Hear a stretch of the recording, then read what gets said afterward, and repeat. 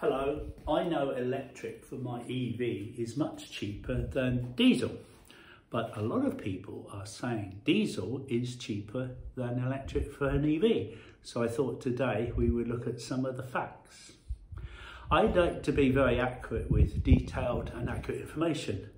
I do hope you can stick around a couple of minutes as there are quite a few surprises. If you have an EV or you have a diesel or if you have a petrol car.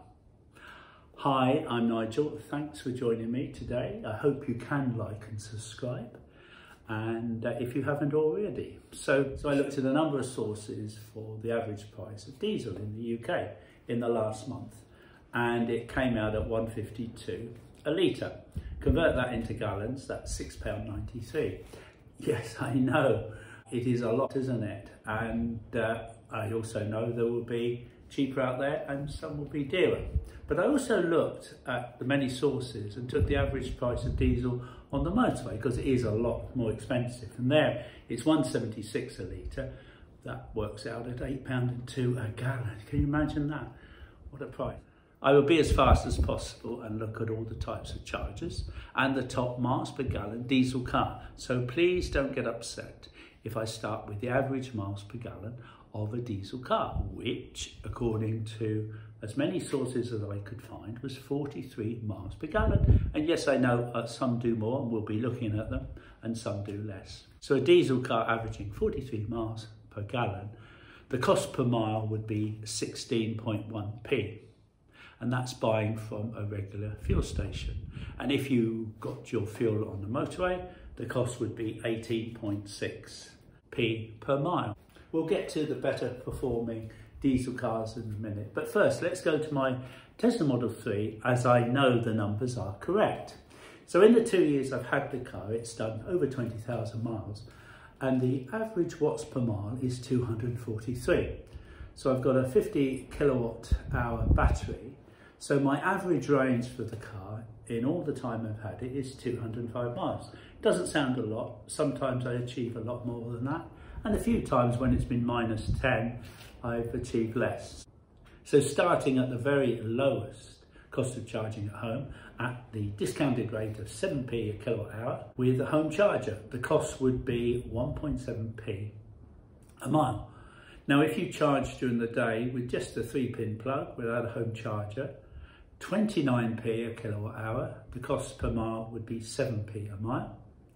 Now, Tesla superchargers do vary throughout the country. There are dearer at busier times in the afternoon and a lot cheaper at the quiet times in the evening, night time and early in the morning. Tesla superchargers I found around the country were 35p the cheapest. The average was around about 40p and the dearest was 55p. So it works out at the cheapest, 8.5p a mile, 9.7p the average, and 13.4p a mile at the dearest. So diesel drivers have been very, very patient, and I promise you will come into your own once we look at some of the dearer public chargers. Currently, the Skoda Octavia Turbo 2-litre diesel is one of the most efficient cars on the road in the UK as far as diesel is concerned, and the average performance is 57.9 miles per gallon, which is pretty impressive. If you have one, please tell me if this is correct or not, but I would be grateful if you don't just rely on the computer.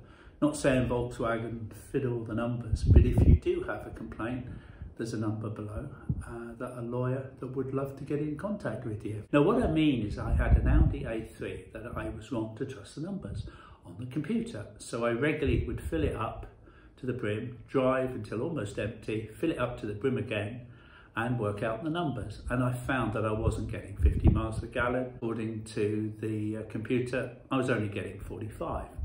So I would appreciate if you do have numbers, just how you are getting those. Is it the computer or by filling the car up and working out the numbers you have done? So if you have the Skoda Octavia, the cost per mile would be 11.9p a mile. And if you get it from the motorway, the cost would be 13p a mile. So this is where the fun starts. If you go to a BP public charger, prices do vary a lot, very confusing. as well as being very expensive, the speed you charge or whether or not you have a subscription depends on the price you pay. So it's anywhere between 59p and 85p kilowatt hour, which works out between 14.3p and 20.7p a mile. Remembering all these prices are based on charging my Tesla Model 3, which averaged 243 watts per mile and has done over 20,000 miles. I can tell you I've never charged at BP or Shell or any of the very expensive chargers, as why would you?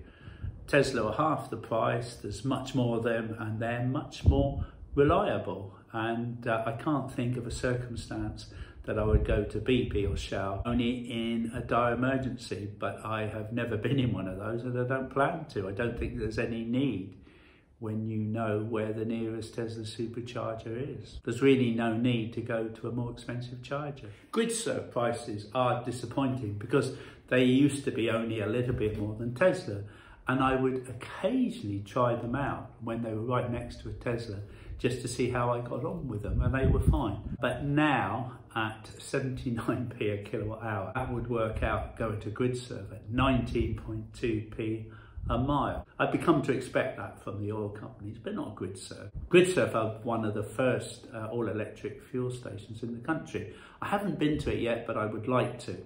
But I'll be using the Tesla superchargers there and certainly not GridServe. Ionity are owned by many of the top legacy automakers.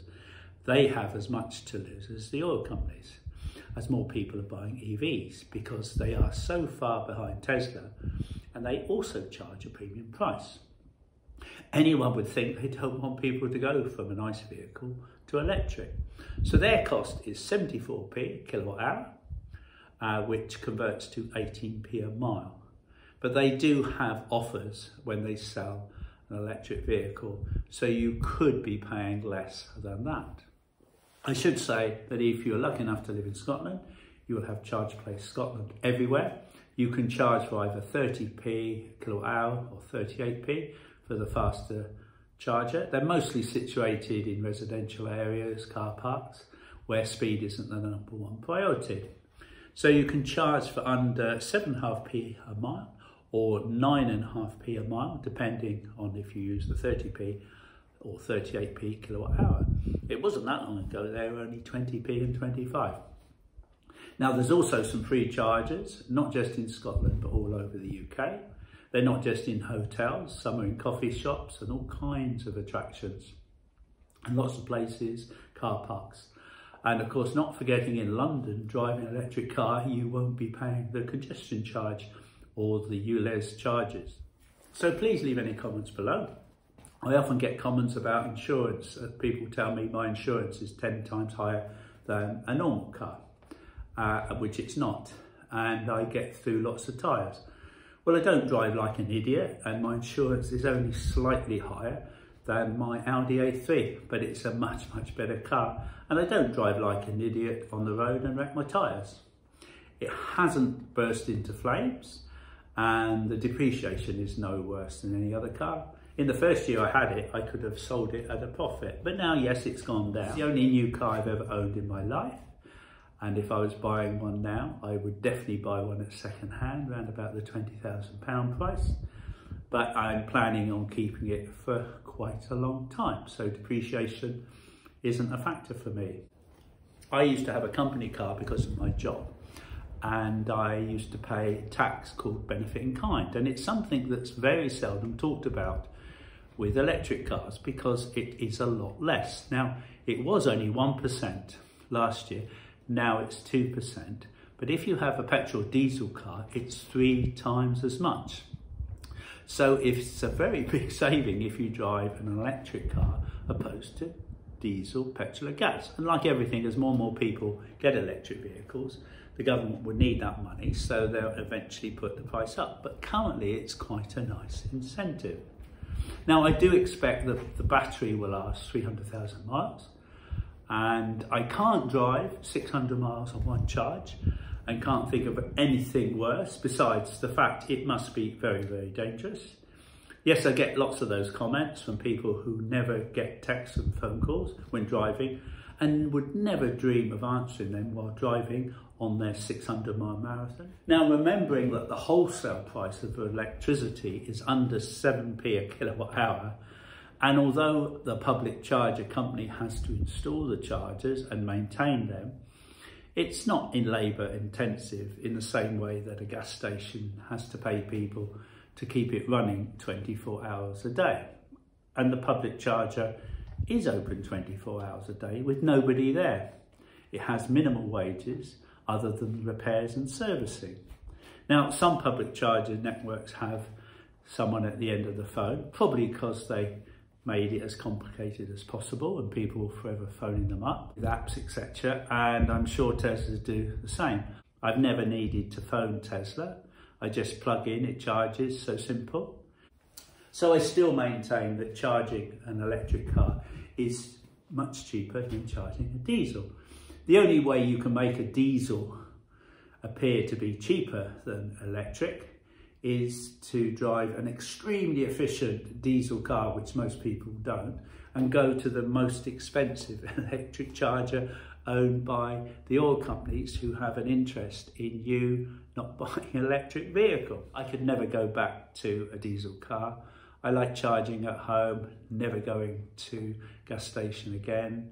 I get home, plug it in, and at a fraction of the price. I love the performance of the Tesla and thoroughly recommend it to anyone, and suggest if you don't want to buy a new one, buy a used one, and you can still get some that have free supercharging miles. I haven't tried to make the figures false, and you can see where the diesel is cheaper than electric charging if you go to the most expensive charger driving the most efficient diesel vehicle.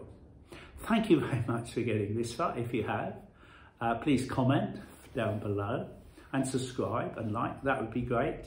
Drive safely and hopefully see you next time. Bye for now.